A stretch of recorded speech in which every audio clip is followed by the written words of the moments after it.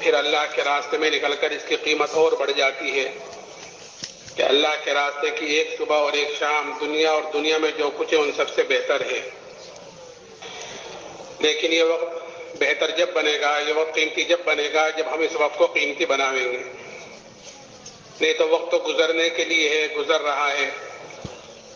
کس کی کتنی زندگی گزر گئی ہر ایک کو پتا ہے، لیکن آگے کس کی کتنی باقی ہے یہ کسی کو کچھ پتا نہیں ہے۔ اس لیے سورج جب روزانہ نکلتا ہے تو وہ یہ اعلان کرتا ہے کہ ابن آدم تجھے جو عمل کرنا ہو کر لے، آج کا دن تیری زندگی میں پھر کبھی نہیں آئے گا، کہ جو سال گزر گیا، جو مہینہ ہفتہ وقت گزر گیا اب وہ کسی قیمت پر بھی واپس نہیں آئے گا۔ اس لیے میرے محترم بزرگوں، دوستو، ہم اپنی زندگی کو قیمتی بناویں اعمال کے اندر لگ کر، اس لیے کہ اعمال ایک ایسی چیز ہے جو انسان کے ساتھ ہر وقت ساتھ رہتے ہیں اور ہر جگہ ساتھ رہتے ہیں اور 100% ساتھ رہتے ہیں۔ آپ اس وقت اللہ کے راستے میں نکلے ہوئے ہو، اپنے گھر بار چھوڑ کر یہاں پر آئے ہوئے ہو، اس وقت 100% آپ کے ساتھ آپ کے اعمال ہیں۔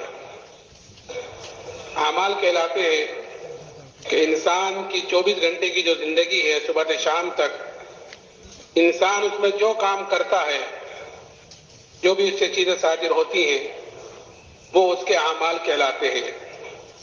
کھانے پینے کا عمل، دیکھنے کا عمل، سننے کا عمل، کمانے کا، خرچ کرنے کا، شادی بیاہ کا، جو کام کرتے ہیں وہ اس کے اعمال کہلاتے ہیں۔ اور یہی اعمال غیر بھی کرتے ہیں، جو اللہ کو نہیں مانتے وہ بھی یہی سارے کام کرتے ہیں، کھانا پینا، سونا، کمانا، خرچ کرنا، شادی بیاہ، وہ بھی یہی سارے کام کرتے ہیں، مسلمان بھی یہی سارے کام کرتا ہے۔ فقط فرق اتنا ہے ان میں اور ہم میں کہ ہمیں ان تمام چیزوں کے کرنے کا طریقہ بتلایا گیا ہے۔ لقد کان لکم فی رسول اللہ اسوۃ حسنہ، کہ تمہارے لیے زندگی گزارنے کا بہترین نمونہ کہ وہ تمہارے پیارے نبی کی زندگی ہے، کہ کل قیامت کے دن اللہ تعالیٰ ہر ایک کو اس نمونے کے مطابق دیکھیں گے۔ جس کے جتنے اعمال اس نمونے کے مطابق ہوں گے، اللہ کے ہاں اس کی قدر و قیمت ہوگی، اللہ کے ہاں اس کی حیثیت ہوگی۔ اور جس کی جتنی زندگی، جس کی جتنے اعمال اس طریقے سے ہٹے ہوئے ہوں گے، اتنا ہی اللہ کے ہاں وہ بے قیمت ہوگا، اتنا ہی اللہ کے ہاں بے حیثیت ہوگا۔ اس لیے ہمیں یہ فکر کرنی چاہیے، یہ دیکھنا چاہیے کہ میرے بدن سے نکلنے والے اعمال کیسے ہیں۔ اس لیے کہ اللہ نے اس دنیا کو، حضور اقدس صلی اللہ علیہ وسلم نے فرمایا کہ دنیا کہ یہ مومن کا جیل خانہ ہے اور کافروں کی جنت ہے۔ ہر آدمی جانتا ہے کہ جیل خانے میں آدمی کیسا رہتا ہے، کہ وہاں پابند نہیں رہتا، وہاں آزاد نہیں رہتا کہ جب چاہے کھا لیا، جب چاہے سو لیے، جب چاہے اٹھ گئے، جو چاہے کام کر لیا، بلکہ جیل خانے میں آدمی پابند رہتا ہے قوانین کا، جو حکومت نے چیزیں بنا رکھی ہیں اس کے ماتحت میں رہتا ہے۔ اس وقت سونا ہے، اٹھنا ہے، یہ کھانا ہے، یہ پینا ہے، یہ کام کرنا ہے، کہ وہاں پابند نہیں رہتا، وہاں آزاد نہیں رہتا۔ ایسے ہی دنیا کے مومن کی جیل خانہ ہے، تو یہاں پر زندگی گزارنے پر یہ انسان آزاد نہیں ہے، بلکہ یہ پابند یہ کہے گا کہ جناب رسول اللہ صلی اللہ علیہ وسلم کے طریقوں کا آپ نے ہر چیز عمل کے اعتبار سے انسانوں کو کر کر بتلائی ہے، کر کر دکھلائی ہے۔ اس لیے قرآن کہتا ہے کہ ما آتاکم الرسول فخذوہ وما نہاکم عنہ فانتہوا، کہ جو کچھ تمہیں تمہارا نبی دے اسے لے لو اور جس چیز سے نبی روکے اس سے رک جاؤ۔ تو میں عرض کر رہا تھا کہ ہمیں دیکھنا چاہیے کہ ہمارے بدن سے نکلنے والے اعمال کیسے ہیں۔ تو میں نے کہا کہ اعمال انسان کے ساتھ ہر وقت ساتھ رہتے ہیں اور ہر جگہ ساتھ رہتے ہیں، اور یہی اعمال انسان کے ساتھ آگے جائیں گے۔ آدمی کے ساتھ تین چیزیں ہوتی ہیں، اسی لیے حضور اقدس صلی اللہ علیہ وسلم نے مثالیں دے دے کر اپنے صحابہ کو سمجھایا ہے، کہ آپ نے مثال دے کر ایک مرتبہ پوچھا کہ جانتے ہو تمہارے مال کی، اعمال کی، اہل و عیال کی مثال کیا ہے؟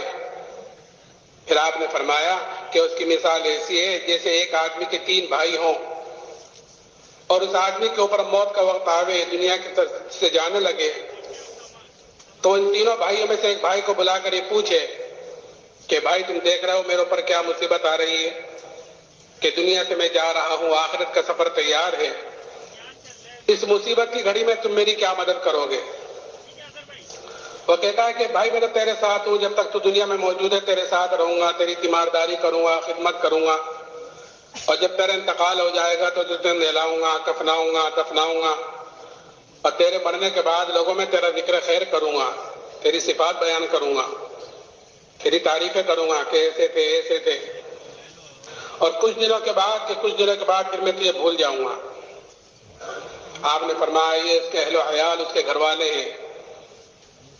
پھر دوسرے بھائی کو بلا کر یہی پوچھتا ہے کہ بھائی اس مصیبت کی گھڑی میں تم میری کیا مدد کرو گے؟ تو وہ کہتا ہے کہ بھائی میرا تیرا واسطہ تو زندگی تک کا ہے، جب تک تیری سانس چل رہی ہے اس وقت تک تجھے مجھ سے جتنا نفع اٹھانا ہے، جتنا فائدہ اٹھانا ہے اٹھا لے، کہ جب تیرا انتقال ہو جائے گا تو تیرا راستہ الگ ہوگا، میرا راستہ الگ ہوگا، میں دوسری طرف جاؤں گا، تو دوسری طرف جائے گا۔ آپ نے فرمایا یہ بھائی اس کا مال ہے جو ساتھ چھوڑ دیتا ہے۔ آپ دیکھو کوئی چیز انسان کے ساتھ نہیں جاتی، کفن بھی اس لیے پہنا دیا جاتا ہے کہ یہ انسان اشرف المخلوقات ہے، اس کی بے حرمتی نہ ہو جاوے، اس کی بے پردگی نہ ہو جاوے، نہیں تو قبر میں جا کر وہ بھی سلگڑ کر ختم ہو جائے گا، کہ ہر آدمی کل قیامت کے دن اپنی قبر سے ننگا اٹھے گا، جس طرح دنیا میں ننگا آیا ہے اسی طرح ہر آدمی اپنی قبر سے ننگا اٹھے گا۔ پھر تیسرے بھائی کو بلا کر یہی پوچھتا ہے کہ بھائی اس مصیبت کی گھڑی میں تم میری کیا مدد کرو گے؟ وہ کہتا ہے میں تو تیرے ساتھ ہوں، جب تک تو دنیا میں موجود ہے تیرے ساتھ رہوں گا، جب تیرا انتقال ہو جائے گا تو قبر میں پہنچے گا اور منکر نکیر تجھ سے سوال کریں گے تو ان کے سوالوں کا جواب میں دوں گا تیرے طرف سے، اور جب کل کو تیرے نامہ اعمال تلیں گے تو تیرے نامہ اعمال کے ترازو میں بیٹھ جاؤں گا اور خوب کوشش کروں گا اس کو وزنی کرنے کی، اس کو بھاری کرنے کی، اس کو جھکانے کی، اور میں تیرے ساتھ رہوں گا یہاں تک کہ تجھ کو جنت میں داخل کرا دوں، وہاں تک تیرے ساتھ رہوں گا۔ آپ نے فرمایا یہ بھائی اس کے اعمال ہیں۔ پھر آپ نے پوچھا بتلاؤ ان تینوں بھائیوں میں سے کون سا بھائی کارآمد ہوا، کام والا ہوا؟ صحابہ نے عرض کیا رسول اللہ پہلے وہ دو تو بیکاری ثابت ہوئی جو یہی ساتھ چھوڑیں گے، کام آنے والا تو یہی ہے جو آخر تک ساتھ نبھائے گا۔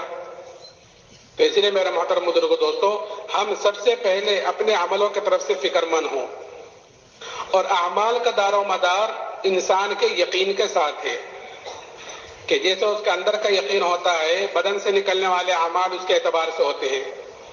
اگر اندر کا یقین بنا ہوا ہوگا تو پھر بدن سے نکلنے والے اعمال اس کے اعتبار سے ہوں گے، اور اگر خدا نخواستہ اندر کا بگاڑ ہوا تو پھر بدن سے نکلنے والے اعمال بھی خراب ہوں گے، اس کے اعتبار سے ہوں گے۔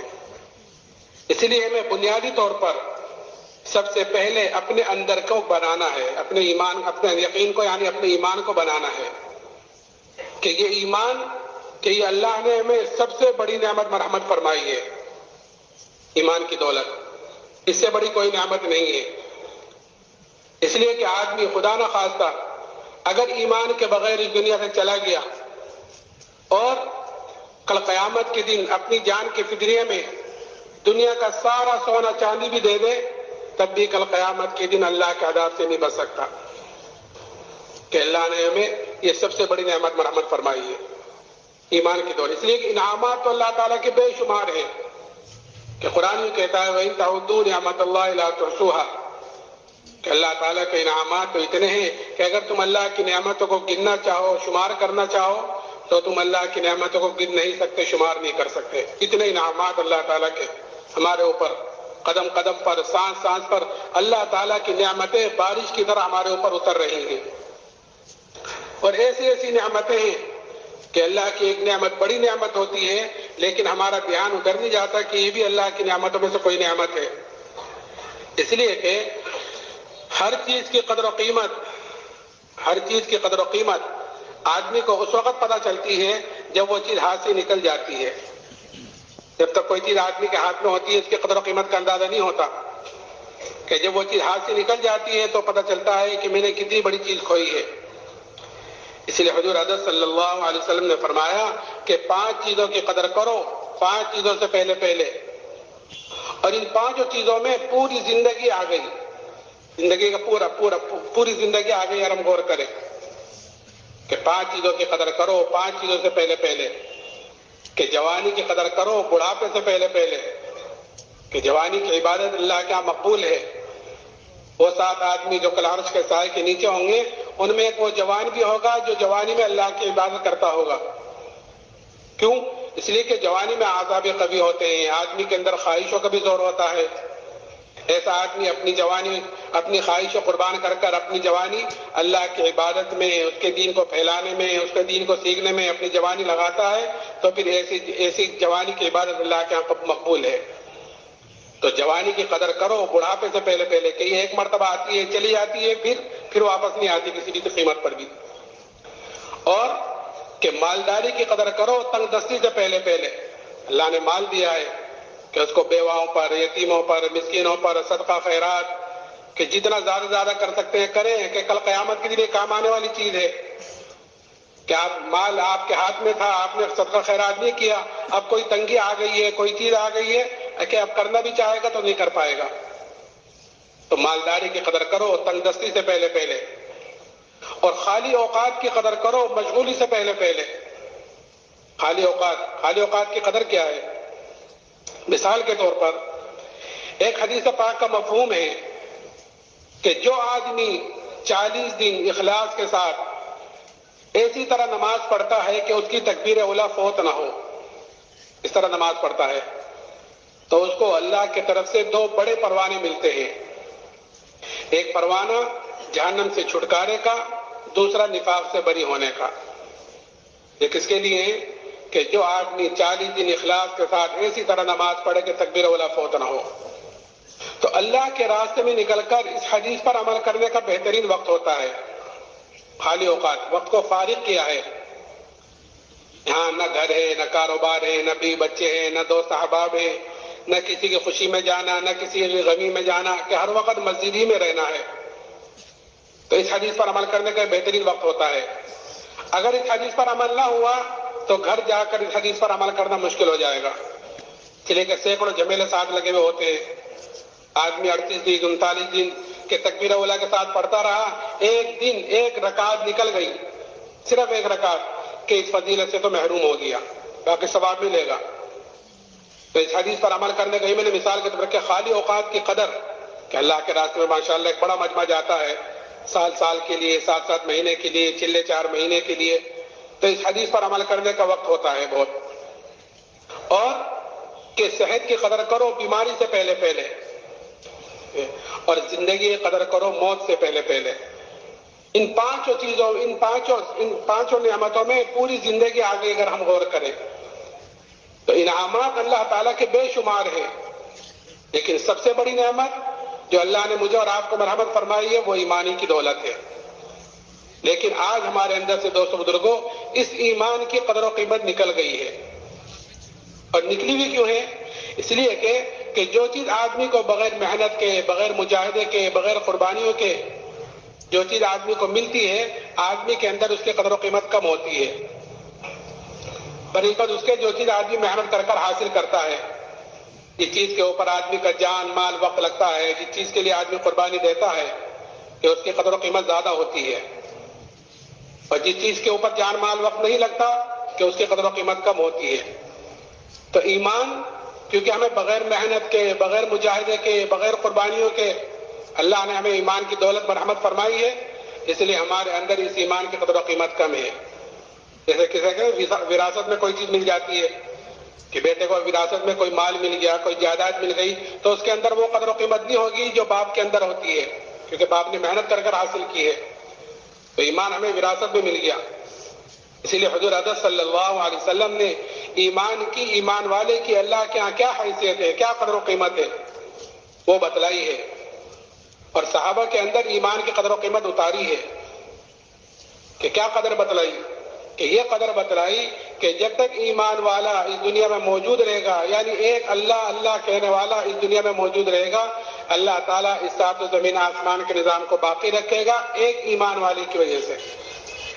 کہ یہ قدر ہے اللہ کے ہاں میرے اور آپ کی، ہمارے ایمان کی وجہ سے، کہ اگر اب ایمان والا اس دنیا میں نہیں رہا تو چاہے دنیا انسانوں سے بھری ہوئی ہو، اللہ کو اس دنیا کی ضرورت نہیں، اللہ اس کو ختم کر دے گا۔ اس کا وجود ہی ایمان والے کی وجہ سے ہے۔ اور قیمت کیا بتلائی کہ اگر رائے کے دانے کے برابر بھی ایمان کو بچا کر لے گئے تو اللہ تعالیٰ اس دنیا سے 10 گنی بڑی جنت مرحمت فرمائے گا۔ اب جس کا ایمان جتنا اونچا ہوگا، جس کا ایمان جتنا اعلیٰ ہوگا، کہ کل قیامت کے دن اس کی اتنی بڑی جنت ہوگی۔ یہ اللہ نے ہمیں دعوت تبلیغ والا جو کام دیا ہے، یہ اپنے ایمان کو بنانے کے لیے دیا ہے، اپنے اندر کے یقین کو بنانے کے لیے دیا ہے۔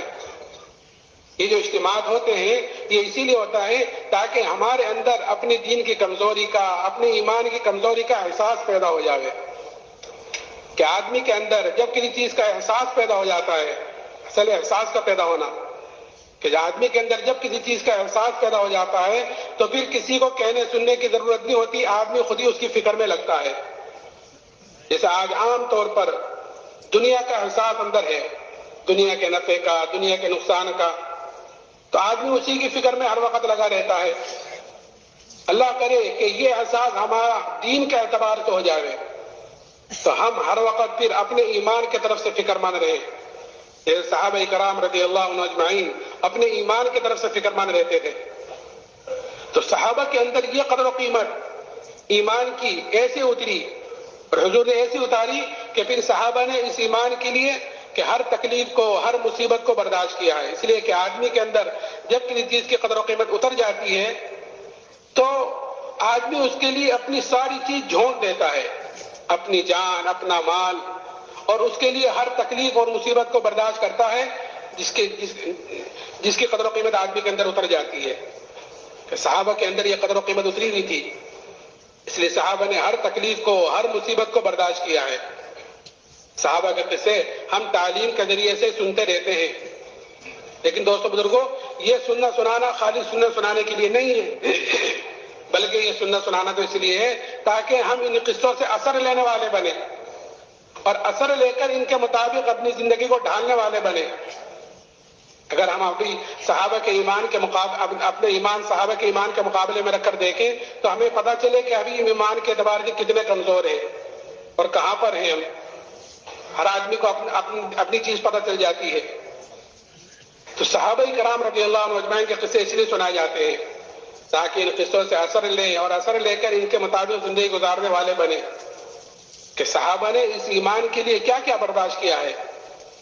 کہ ایک صحابی ہیں حضرت خباب بن ارد رضی اللہ تعالیٰ عنہ، ان سے حضرت عمر رضی اللہ تعالیٰ نے پوچھا کہ خباب، ان تکالیف کی تفصیل بتلاؤ جو ایمان کی وجہ سے تم پر آئی ہیں، جو حالات، جو مصیبت ایمان کی وجہ سے تم پر آئی ہیں، کہ ان کی تفصیل تو بتلاؤ۔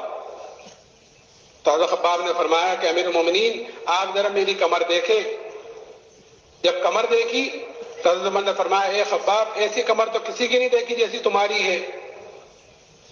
تو حضرت خباب نے فرمایا کہ ہاں امیر المومنین، مجھے تو آگ کے انگاروں پر لٹا کر گھسیٹا جاتا تھا، میری چربی سے، میرے خون سے آگ بجھتی تھی۔ کہیں کی وجہ سے؟ کہ ایمان کی وجہ سے۔ کہ ایک عورت کے غلام تھے، جب اس کو یہ پتا چلا کہ جناب رسول اللہ صلی اللہ علیہ وسلم سے ملتے ہیں، یعنی ایمان لے کر آ گئے ہیں، تو سریے کو گرم کر کر اس سے ان کے بدن کو داغ دیتی تھی سزا کے طور پر، کہ یہ تو ایمان سے پھر جائیں، نہیں تو اس سزا کو برداشت کرتے رہے۔ لیکن جیسے میں نے کہا کہ آدمی کے اندر جب کسی چیز کی قدر و قیمت اتر جاتی ہے تو آدمی اس کے لیے ہر تکلیف اور مصیبت کو برداشت کرتا ہے۔ تو اس تکلیفوں کا، مصیبتوں کا برداشت کرنا کہ ان کے لیے آسان ہو گیا، کیونکہ قدر و قیمت ایمان کے اندر اتری ہوئی تھی۔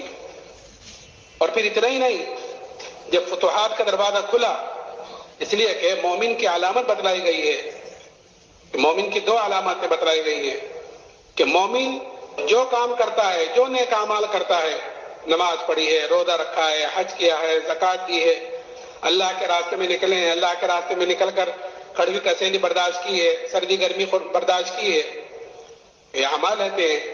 کہ مومن جو عمل کرتا ہے، کہ مومن اس کا بدلہ دنیا میں نہیں چاہتا بلکہ اس کا بدلہ آخرت میں چاہتا ہے، اس لیے کہ اس کو پتا ہے یہاں جو ملے گا وہ وقتی ملے گا اور تھوڑا ملے گا، آخرت کے اعتبار سے تھوڑا اور وقتی کے موت تک، اور آخرت میں جو ملے گا کہ وہ ہمیشہ کے لیے ملے گا اور دنیا سے بہت زیادہ ملے گا۔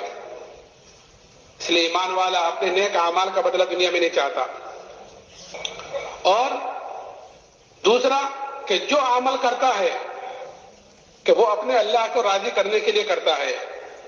کوئی دیکھ رہا ہے نہیں دیکھ رہا ہے، کوئی خوش ہے نہیں خوش ہے، کہ اس سے اس کو پرواہ نہیں ہے کہ میرا اللہ مجھ سے راضی ہو جاوے، کہ وہ اس کی فکر میں لگا رہتا ہے کہ کوئی کچھ بھی کہتا رہے، برادری کچھ کہے یا محل والے کچھ کہیں، کہ نہیں اللہ مجھ سے راضی ہو جاوے. مجھے بتلایا گیا ہے کہ تمہاری کامیابی نبی پاک علیہ الصلوۃ والسلام کے طریقے میں ہے، تو میں زندگی اس طریقے پر گزاروں گا کہ جس طریقے پر نبی نے فرمایا کرنے کے لیے. جیسے میں نے شروع میں آیت پڑھی، ما آتاکم الرسول فخذوہ وما نہاکم عنہ فانتہوا، کہ جو کچھ تمہیں تمہارا نبی دے طریقے کے اعتبار سے، ہر اعتبار سے، کہ اس کو لے لو، اور جس چیز سے روکیں اس سے رک جاؤ.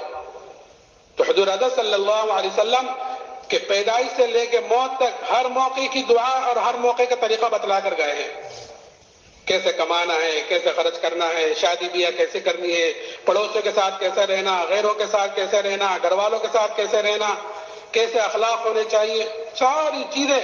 کیونکہ حضور اقدس صلی اللہ علیہ وسلم پر کامل اور مکمل دین اترا ہے. الیوم اکملت لکم دینکم واتممت علیکم نعمتی، کامل اور مکمل دین. جس میں نے کہا کہ دین ایک آدھ عمل کا نام نہیں ہے. دین ایک آدھ خالی نماز پڑھنا، خالی روزہ رکھنا، یا خالی اللہ کے راستے میں نکلنا، خالی اتنا دین نہیں ہے، بلکہ دین تو عمل کے مجموعے کا نام ہے. دین عمل کے مجموعے کا نام ہے. جیسے نماز کہ یہ ایک نام ہے نماز، تو ایک دو چیزوں کا نام نماز نہیں ہے، بلکہ قیام ہے، قرات ہے، تشہد ہے، جلسہ ہے، رکوع ہے، سجدہ ہے، تشہد، ان ساری چیزوں کا نام مل کر اس کا نام بنے گا نماز. ایسے ہی ہماری 24 گھنٹے کی زندگی کہ وہ جناب رسول اللہ صلی اللہ علیہ وسلم کے طریقے کے مطابق ہو جاوے، تو یہ زندگی ہماری بنے گی دینی. اس میں جو چیز آ جاوے نبی کے طریقے کے مطابق ہو کہ پھر کسی کی پرواہ نہیں کرنی. اسی لیے حضور اقدس صلی اللہ علیہ وسلم نے ایک صحابی حضرت ابو ذر رضی اللہ تعالیٰ عنہ سے فرمایا تھا کہ اے ابو ذر، اللہ کے معاملے میں کسی ملامت کرنے والے کی ملامت کی پرواہ نہ کرنا، کہ اللہ کا حکم ہے، نبی کا طریقہ ہے کہ اب کوئی کچھ بھی کہتا رہے کہ مجھے اس کی پرواہ نہیں ہے.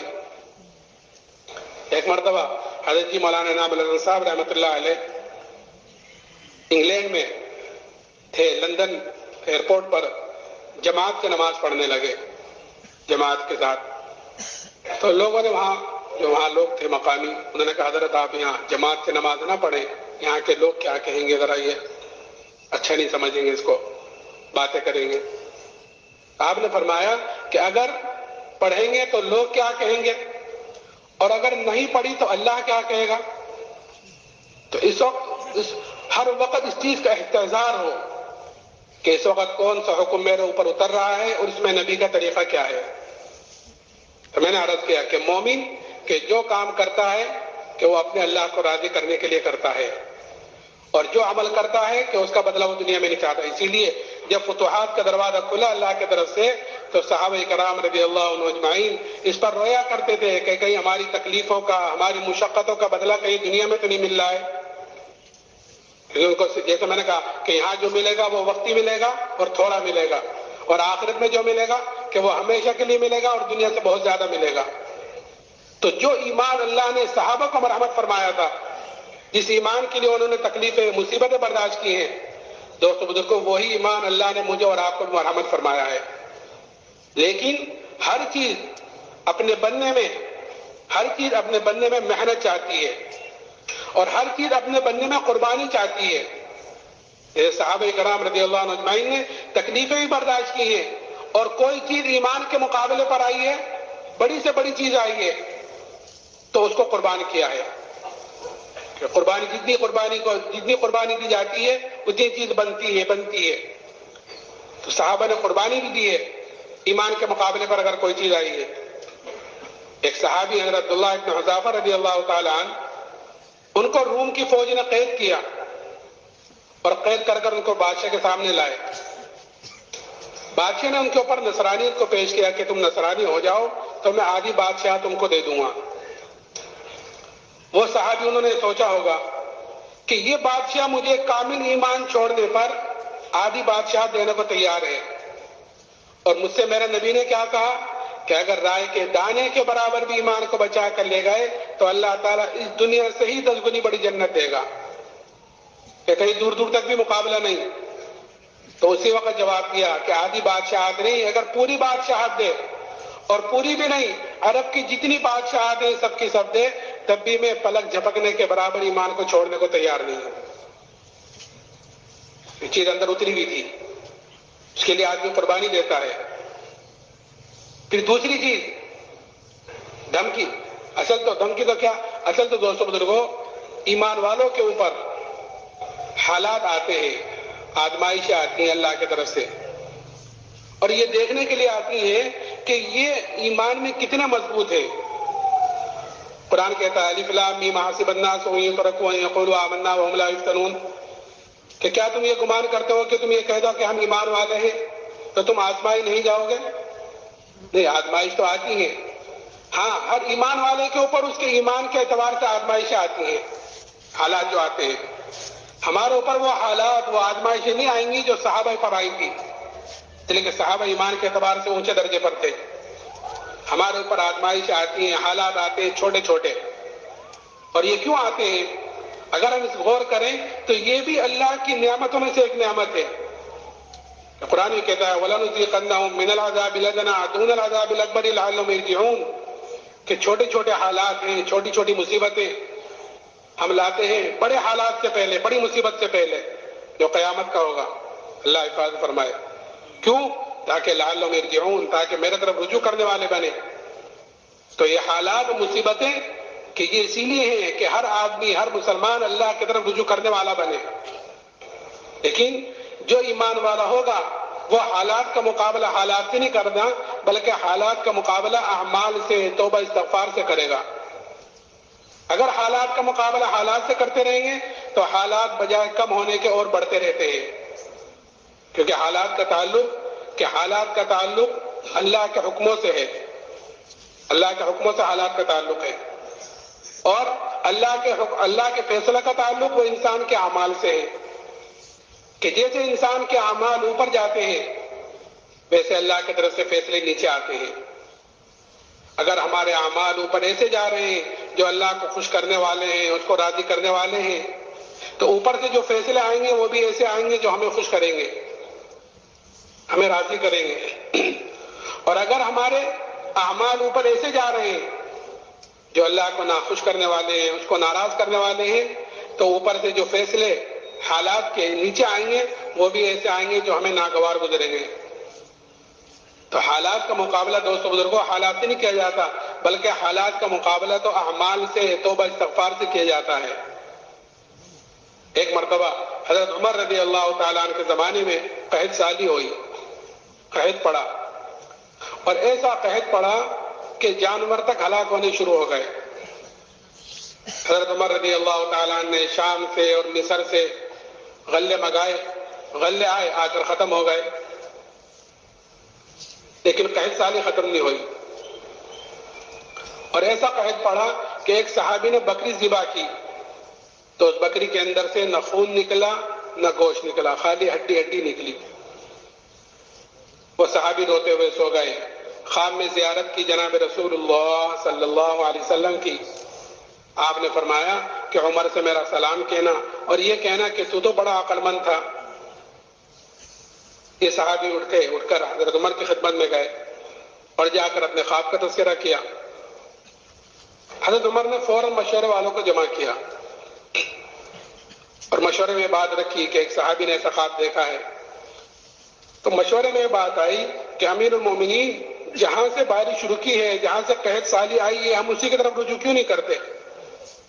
ہم شام سے، مصر سے غلے منگا رہے ہیں، تو قحط سالی تو اللہ کی طرف سے آئی ہے کہ ہاں یہ چوک ہو رہی ہے۔ فوراً مدینے سے باہر گئے اور ابھی توبہ استغفاری کر رہے تھے کہ اسی وقت بارش شروع ہو گئی، کہ جب تک حالات کا مقابلہ حالات سے ہو رہا تھا تو حالات بجائے کم ہونے کے اور بڑھتے چلے جا رہے تھے، کہ جب حالات کا مقابلہ اعمال سے، توبہ استغفار سے کیا تو اللہ تعالیٰ نے حالات کو پلٹ دیا۔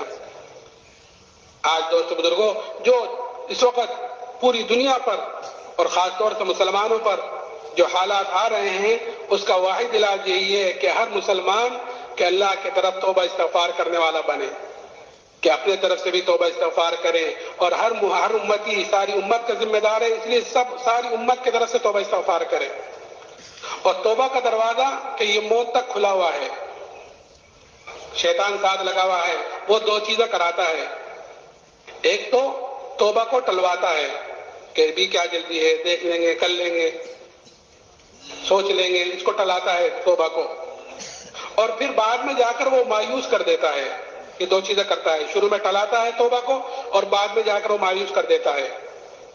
اور مایوسی تو کفر ہے کہ اللہ کی راہ سے مایوسی، کہ یہ تو کفر ہے. ہاں، اللہ کی رحمت، قل یا عبادی الذین اسرفوا علی انفسہم لا تقنطوا من رحمت اللہ ان اللہ یغفر الذنوب جمیعا انہ الغفور الرحیم. اللہ تو یہ کہہ رہا ہے، مایوس تو کہیں بھی ہونے کی ضرورت نہیں ہے. بس ایسا کہ آدمی سچی پکی توبہ کرے تو پھر اللہ تعالیٰ کی طرف سے رحمتوں کے دروازے کھلتے ہیں. میں عرض کر رہا تھا کہ حالات آتے ہیں ایمان والوں کے اوپر، آزمائش آتی ہے دیکھنے کے لیے کہ یہ اپنے ایمان میں کتنا مضبوط ہے. تو صحابی کا قصہ کہ لالچ دی پہلے تو لالچ کو تو یہ جواب دیا. پھر دوسری چیز، بادشاہ نے ایک دیگ منگائی، اس دیگ کے اندر پانی کھولایا. جب پانی خوب کھول گیا تو بادشاہ نے قیدیوں کو بلا کر ان کے سامنے اس میں ڈلوایا اور یہ کہا کہ یہ تو ایمان سے پھر جاؤ، نہیں تو تمہیں بھی اس میں ڈالا جائے گا. وہ صحابی کہنے لگے تجھ سے جو ہو سکے وہ تو کر لے. بادشاہ نے حکم دیا کہ ان کو اس میں ڈال دو. جب لے جانے لگے تو وہ صحابی رونے لگے. تو اس کی اطلاع کی گئی بادشاہ کو کہ وہ تو رو رہے ہیں. بادشاہ نے سمجھا کہ اب یہ ڈر گئے، اب یہ ایمان سے پھر جائیں گے. ان کو بلایا، پھر ان کے اوپر نصرانیت کو پیش کیا. وہ کہنے لگے میں نے تو ایک مرتبہ تجھ سے کہہ دیا کہ تجھ سے جو ہو سکے وہ تو کر لے.